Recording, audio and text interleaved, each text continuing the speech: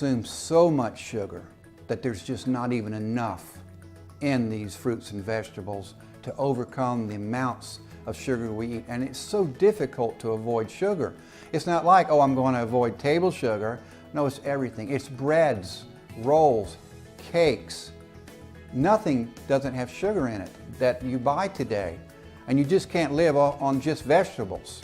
So the fruits have sugar in them, good natural sugar, but even those have been bred to be so sweet and have so much sugar, you get overwhelmed with the amount of sugar. So you have to truly supplement your diet with the natural sugar chaperones so they can go with that sugar and your body can return to a healthy carbohydrate metabolism. An article came out in Scientific American that said, Alzheimer's is type 3 diabetes. So here's the picture. If you take sugars, refined sugars, by themselves, your body thinks it's a poison. You constantly get inundated with that poison. Not once, like with the poison ivy, not once, like with a bee sting, or a hay fever, or an allergen. Constantly, every day, every half an hour, you get up, you start eating refined carbohydrates, you drink them, you have them for lunch, you have them for between meal snacks, you have them for dinner, and you have them before you go to bed. That constant barrage leads to a low-level, constant inflammation, and your body eventually starts breaking down. Very similar to smoking cigarettes. Not everyone who smokes a cigarette gets cancer. That's certain. But a lot of people do get cancer from smoking cigarettes, and this is very similar.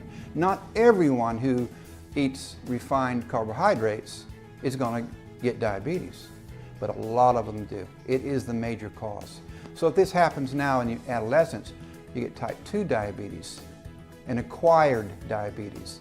It's not so drastic as to shut down your pancreas, but you have insulin resistance. It shuts down the ability of insulin to process that sugar. We were looking at that underlying response. As we looked at diabetes and weight management, we saw what was going on. Your body sees the poison, inflammation comes on, and then you have a disease. So we found out these sugar chaperones shut down that inflammation, and they reroute the sugar to keep it out of fat tissue where it doesn't belong and put it into your muscles and your brain tissue. Your brain, by the way, can only live on glucose. That's the most simple sugar. It can't live on anything else, just sugar. So we help that process along where it should be. So you take sugar with sugar chaperones. This is normal. You have normal carbohydrate metabolism. That's what we're talking about.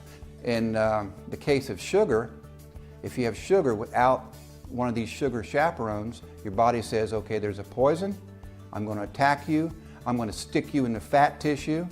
That, by the way, is what the body does to all poisons.